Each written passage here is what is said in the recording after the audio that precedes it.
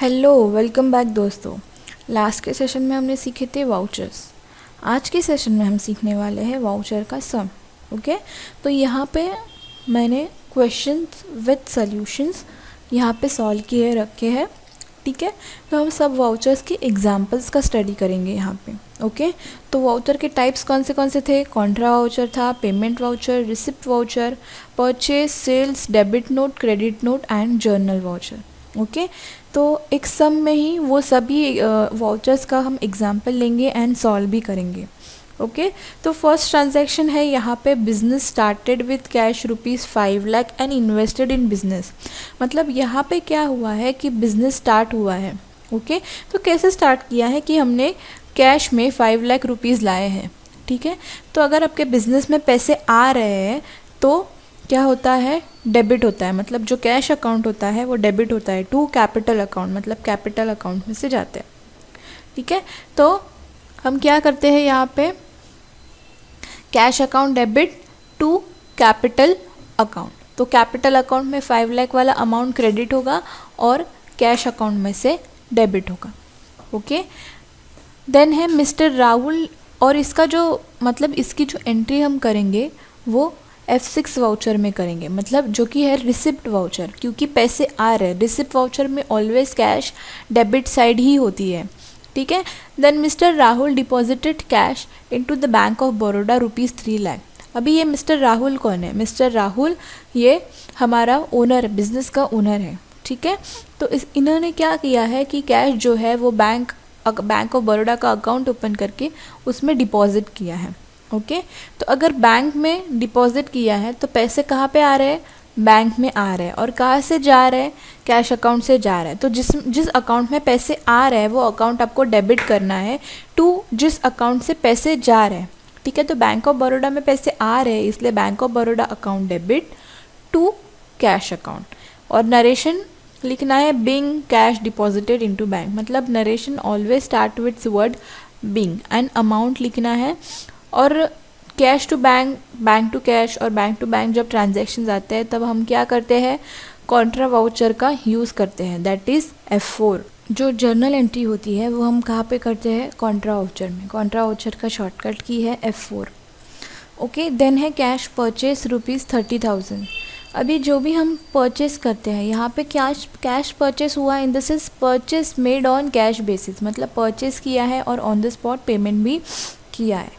ठीक है, तो जिस अकाउंट में पैसे आने वाले हैं या फिर गुड्स आने वाले हैं वो अकाउंट डेबिट करते हैं और जिससे पैसे जाने वाले हैं वो अकाउंट हम क्रेडिट करते हैं। राइट, तो ये रूल आप ध्यान में रखिएगा कि जिसमें भी पैसे या गुड्स आते हैं वो अकाउंट हम डेबिट करते हैं और जिस अकाउंट से कैश और गुड्स निकलता है वो अकाउंट हम क्रेडिट करते हैं। तो यहाँ पे परचेस में जो भी हमने परचेस किया है वो आया है और कैश अकाउंट में से उसके लिए पैसे गए हैं। ठीक है, तो यहाँ पे journal entry will be purchase account debit to cash.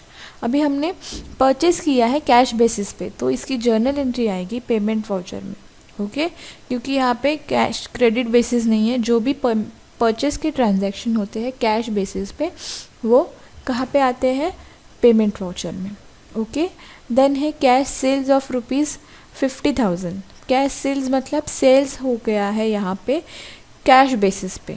Okay, तो यहाँ पे क्या है? जिस अकाउंट से पैसे आते हैं वो डेबिट होता है और जिस अकाउंट से पैसे या गुड्स जाते हैं वो क्रेडिट होता है।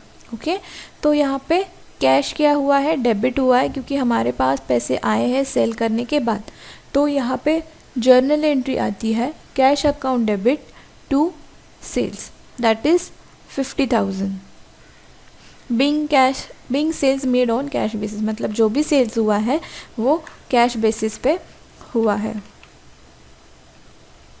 देन नेक्स्ट, और ये जो यहाँ पे कैश डेबिट हुआ है तो हम इसमें ये वाउचर एंट्री हम कहाँ पे करेंगे? F6 में। F6 यानी कि रिसिप्ट वाउचर में। ओके, तो पेमेंट वाउचर में कैश ऑलवेज क्रेडिट साइड होती है और रिसिप्ट वाउचर में कैश ऑलवेज डेबिट साइड होती है। ठीक है, देन है withdraw cash from bank for personal use ₹5,000। Personal use यानी कि आता है ड्राइंग। तो ड्राइंग के लिए मतलब खुद के खर्चे के लिए हमने बिजनेस के अकाउंट में से पैसे निकाले हैं। राइट, तो कौन से अकाउंट में से पैसे गए हैं, हमारा कैश अकाउंट जो है उसमें से पैसे गए हैं ड्राइंग अकाउंट में, क्योंकि हम वो अकाउंट हमारे पर्सनल यूज़ के लिए रखते हैं। मतलब पर्सनल यूज़ यानी कि बिज़नेस के पैसे जो होते हैं, बिज़नेस का जो इनकम है वो अकाउंट में से हम लोग क्या करते हैं, विड्रॉ करते हैं पैसे खुद के खर्चे के लिए। ठीक है, तो यहाँ पे आएगा drawing account debit to cash. अभी ये जो ड्राइंग की एंट्री है वो कहाँ पे आएगी, पेमेंट वाउचर में। ओके, देन है salary expenses paid. Salary expenses paid यानी कि हमने क्या किया है, सैलरी पे की है। ओके, तो सैलरी जब पे होती है तो क्या होता है, सैलरी अकाउंट में पैसे जाते हैं और कैश अकाउंट में से पैसे निकलते हैं। ठीक है, मतलब सैलरी के अकाउंट में आते हैं और कैश अकाउंट से जाते हैं। ठीक है, तो जिसमें पैसा आ रहा है वो अकाउंट हमें डेबिट करना है और जिससे पैसे जा रहे हैं वो अकाउंट हमें क्रेडिट करना है। ओके, तो यहाँ पे जर्नल एंट्री आएगी, salary account debit to cash account ₹15,000 both the sides. अभी ये दो कॉलम आप पूछ रहे होंगे कि किसके लिए है। एक कॉलम जो है ये वाला वो डेबिट साइड का है और ये वाला है वो क्रेडिट साइड का है। ठीक है, और जो भी एक्सपेंसेस हमने पे किया है उसके लिए हम क्या करेंगे, पेमेंट वाउचर यूज़ करेंगे। ओके, जिसको भी हम पेमेंट करते हैं, जैसे कि सैलरी एक्सपेंस पे करना हो या फिर और अनदर एक्सपेंस, तो उसके लिए हम क्या करते हैं, पेमेंट वाउचर का यूज़ करते हैं, FI यानी कि पेमेंट वाउचर। देन है रेंट रिसीव ₹20,000। यहाँ पे क्या हुआ है, कैश के अकाउंट में पैसे आए हैं और रेंट अकाउंट में से पैसे गए। क्यों, क्योंकि हमने रेंट रिसीव किया है, हमने रेंट पे किया है क्या, नहीं, तो कैश हमारे पास आया है in the form of rent. Okay, तो यहाँ पे जर्नल एंट्री आएगी, cash account debit to rent. Okay, तो जो भी मतलब पैसे हमें रिसीव होते हैं वो हम क्या करते हैं, रिसिप्ट वाउचर में उसकी एंट्री करते हैं। तो जर्नल एंट्री आएगी, cash account debit to rent, narration आएगा बिंग रेंट रिसीव्ड, और वाउचर एंट्री कौन से वाउचर में करनी है, F6 that is receipt voucher. I hope guys आपको यहाँ तक जो भी 7 ट्रांजेक्शन्स मैंने सिखाए वो आपको समझ में आए हो। आज के लेसन के लिए इतना ही, मिलते हैं नेक्स्ट सेशन में। Bye bye.